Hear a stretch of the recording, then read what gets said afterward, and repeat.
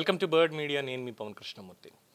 ఒకప్పుడు కరువు, వలసలు, వెనకబాటుతనం, ఫ్యాక్షనిజం అనే మాటలు ఎక్కువగా వినిపించినటువంటి రాయలసీమ ఇప్పుడు క్రమంగా తన చరిత్రని, తన కథని, తన తలరాతని తానే మార్చుకుంటోంది.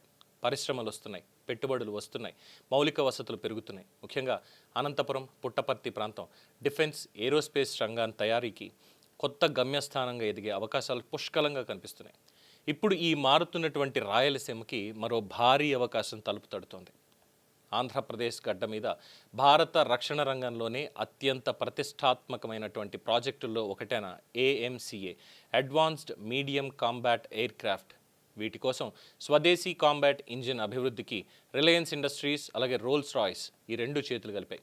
డిజైన్ నుంచి అభివృద్ధి వరకు, తయారీ నుంచి టెస్టింగ్ అండ్ మెయింటెనెన్స్ వరకు సాధ్యమైనంత వరకు మొత్తం వ్యవస్థనంతా భారతదేశంలోనే స్వదేశీ సూత్రంతో నిర్మించాలి అనేటువంటిది ఈ భాగస్వామ్యంలో చాలా కీలకమైనటువంటి లక్ష్యం.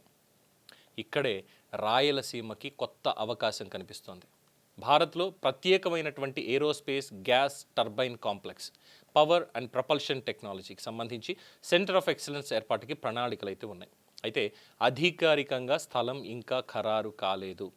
కానీ పుట్టపర్తి పరిసర ప్రాంతాలు ఈ ప్రాజెక్టు కోసం రేసులో ముందంజలో ఉన్నాయి అనే ప్రచారం ఇప్పుడు ఆసక్తిని పెంచుతోంది. ఇదే నిజమైతే రాయలసీమకి ఇది మరో సాధారణమైనటువంటి పరిశ్రమ కాదు. ఎందుకంటే ఫైటర్ జెట్ ఇంజిన్ తయారీ అంటే కేవలం అది ఒక ఫ్యాక్టరీ కాదు. దాని చుట్టూ metal, electronics, precision engineering, aviation systems, testing, maintenance, design, research ఇలాంటి అనేక రంగాల ఒక ఎకో సిస్టమ్ అనేది ఏర్పడుతుంది. అంటే ఒక భారీ ప్రాజెక్ట్ వస్తే దాని చుట్టూ మరెన్నో అనుబంధ పరిశ్రమలు పుట్టుకొచ్చే అవకాశం ఉంటుంది. ఇప్పటికే రాయలసీమను కేవలం వ్యవసాయ ఆధారిత ప్రాంతంగా కాకుండా industrial corridor, manufacturing, energy, defence, aerospace వంటి రంగాలకి అనుసంధానించేటువంటి ప్రయత్నాలు జరుగుతున్నాయి. ఈ క్రమంలో పుట్టపర్తి, అనంతపురం ప్రాంతానికి ఇలాంటి ఒక హైటెక్, హై లెవెల్ ప్రాజెక్ట్ కనుక దక్కితే అది ఆ ప్రాంతం ఆర్థిక స్వరూపం మొత్తాన్ని మార్చేసేటువంటి అవకాశం ఉంటుంది. ముఖ్యంగా యువతకి ఇది చాలా పెద్ద అవకాశం అండి. వేలాది ప్రత్యక్ష, పరోక్ష ఉపాధి అవకాశాలతో పాటుగా high skill engineering, aerospace, gas turbine, precision manufacturing ఇలాంటి రంగాల్లో కొత్త ఉద్యోగాల మార్కెట్ కూడా అక్కడ క్రియేట్ అవుతుంది. ఇక అసలు ప్రయోజనం ఒక్క ఏఎంసీఏ ఇంజిన్కే పరిమితం కాకపోవచ్చు.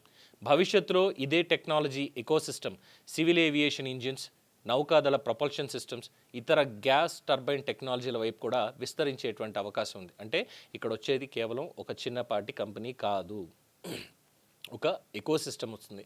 ఆ ఎకోసిస్టమ్ కేవలం డిఫెన్స్కి మాత్రమే కాదు, అంటే ఫైటర్ జెట్ల గురించి మాత్రమే కాదు, కమర్షియల్ అండ్ సివిల్కి కూడా అప్లై అయింది. అంటే జస్ట్ ఒక్కసారి ఇమాజిన్ చేయండి, మొత్తం అంతా కూడా ఇండస్ట్రీగా మారుతుంది. అంటే రాయలసీమలో ఇది ఒక ఫ్యాక్టరీ రావడం కాదు, ఒక కొత్త ఎకోసిస్టమ్, ఇండస్ట్రీ ఎకోసిస్టమ్ పుట్టేటువంటి అవకాశం. అందుకే ఇప్పుడు రాయలసీమ కథని వెనుకబాటుతనం కోణంలో చూడాల్సినటువంటి అవసరం తగ్గిపోయింది. అది కియా మోటార్స్ తోటే మొదలైంది అనేది అందరికీ తెలిసిందే. ఆ తర్వాత శ్రీ సిటీ కావచ్చు, ఇంకోటి కావచ్చు, ఆ తర్వాత ఓరోకల్లు ఎయిర్పోర్ట్. ఇక ఇండస్ట్రీలు ఒకదాని వెనకాల ఒకటి పెట్టుబడులు పెడుతూ ఇక్కడికి వస్తే మన యువత వలసలు వెళ్లాల్సిన అవసరం ఉంటుందా? పక్క రాష్ట్రాలకు వెళ్ళి అక్కడ ఉద్యోగాలు చేసుకోవాల్సినటువంటి అవసరం ఉంటుందా?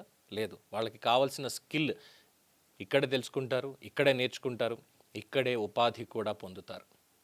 ఒకప్పుడు ఉపాధి కోసం బయటికి వెళ్ళినటువంటి ప్రాంతం రేపు ఈ హైటెక్ ఉపాధి కోసం ఇతర ప్రాంతాల నుంచి కూడా యువతని ఆకర్షించే స్థాయికి ఎదగాలంటే ఇలాంటి అవకాశాలు చాలా కీలకం. రాయలసీమ మారుతోంది, అనంతపురం మారింది, ఇప్పుడు పుట్టపర్తి ముంగిట నిలిచింది ఈ భారీ అవకాశం. అధికారికంగా ఇది రాయలసీమకి వస్తుందా లేదా అనేది ఇంకా చెప్పలేం. కానీ ఒక విషయం మాత్రం స్పష్టం, రాయలసీమ ఇక అవకాశాల కోసం ఎదురు చూసే ప్రాంతం ఎంత మాత్రం కాదు. అవకాశాలే వచ్చి రాయలసీమ తలుపు తడుతున్నటువంటి ప్రాంతంగా మారుతోంది అనడంలో ఏ మాత్రం అతిశయోక్తి లేదు. ఇక్కడ రాష్ట్ర ప్రభుత్వం చేయాల్సింది, ఈ పరిశ్రమ మన దగ్గరకు రావడానికి ఎంత కష్టపడాలో అంత కష్టపడి తీరాల్సిందే. ఖచ్చితంగా వేరే రాష్ట్రాలు పోటీలో ఉంటాయి.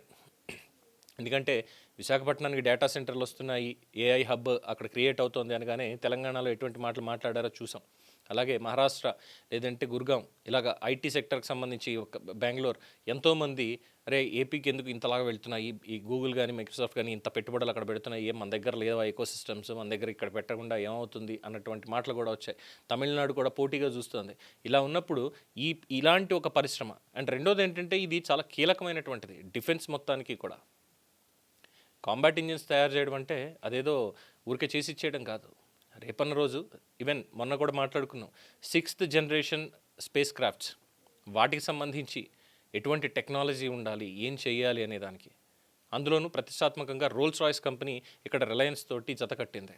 రేపొద్దున భారత రక్షణ రంగానికి సంబంధించి కూడా క్రాఫ్ట్స్ ఇక్కడే తయారవుతాయేమో, ఒక డిఫెన్సివ్గానే కాదు. అలాగే ఇందాక చెప్పినట్టుగా సివిల్ ఏవియేషన్కి, నేవీకి ఉపయోగపడేలాగా, కమర్షియల్ షిప్పింగ్కి ఉపయోగపడేలాగా అన్నీ ఇక్కడే వస్తాయేమో. సో ఇది వచ్చింది అంటే ఇప్పుడు మనం పోలవరం గురించి, అమరావతి గురించి ఎలా చెప్పుకుంటున్నాము, పోలవరం జీవనాడి అవుతుంది అని ఆంధ్రప్రదేశ్ మొత్తానికి, అలాగే అమరావతి ఒక ఆర్థికమైనటువంటి హబ్గా ఎలా మారుతుంది అని చెప్పుకుంటున్నాము మొత్తం ఆంధ్ర రాష్ట్రానికి సంబంధించి, అలాగే ఇది కూడా ఆంధ్రప్రదేశ్ రాష్ట్రానికి ఒక అతిపెద్ద ఎకోసిస్టమ్గా మారి తీరుతుంది. అందువల్ల ఏ మాత్రం 0.00001% ఛాన్స్ కూడా తీసుకోకుండా ఎట్టి పరిస్థితుల్లో ఇది మనకే వచ్చేలాగా ఇప్పుడున్నటువంటి మంత్రివర్గం పనిచేసి తీరాలి. ముఖ్యమంత్రి చంద్రబాబు నాయుడు గారు, ఉప ముఖ్యమంత్రి పవన్ కళ్యాణ్ గారు, అలాగే లోకేష్ గారు కూడా ఖచ్చితంగా. అండ్ ఆఫ్ కోర్స్ ఎస్ డెఫినెట్గా ఎందుకు మనకి పాసిబిలిటీ ఉంది ఇక్కడికి రావడానికి అన్న ఒక పాయింట్ వచ్చినప్పుడు రిలయన్స్తో ఉన్నటువంటి సంబంధాలు కావచ్చు, ఇప్పటి వరకు చేసినటువంటి వ్యాపార భాగస్వామ్యాలు, అలాగే అంబానీ కుటుంబానికి చంద్రబాబు నాయుడు గారి మీద ఉన్నటువంటి ఒక నమ్మకం కావచ్చు, కేంద్రంలో ఎన్డీఏ గవర్నమెంట్ ఉండడం. సో ఖచ్చితంగా ఇవన్నీ కూడా పాసిబిలిటీస్గానే ఉన్నాయి, పెట్టాలి. అలాగే రిలయన్స్ ఇంకొకటి కూడా చేస్తుంది. మనకి ఏలూరు దగ్గర మనం చెప్పుకున్నాం 1,00,000 కోట్ల పెట్టుబడితోటి అక్కడ ఉన్నటువంటి బొగ్గు బయటికి ఎలా తీయాలి అన్నటువంటిది, ఇది కూడా తీసుకొచ్చింది అనుకోండి, ఇంకా ప్లస్ పాయింటేగా. అందువల్ల ప్రభుత్వం ఏమాత్రం అలసత్వం వహించకుండా ఖచ్చితంగా రేపన్న రోజు ఇది మనకి వచ్చింది అనేటువంటి మాట మాత్రం వినిపించాల్సిందే. చూద్దాం, మన అదృష్టం బాగానే ఉంది, ఇది కూడా మనకే రావాలి అని చెప్పి కోరుకుందాం. దీని మీద మీ అభిప్రాయం తెలియచేయండి. చూస్తూనే ఉండండి ది బర్డ్ మీడియా. ఈ వీడియో మీకు నచ్చినట్లయితే లైక్ చేయండి, షేర్ చేయండి, సబ్స్క్రైబ్ చేయండి. మరిన్ని అప్డేట్ల కోసం మా వాట్సాప్ ఛానల్ను ఫాలో చేయండి.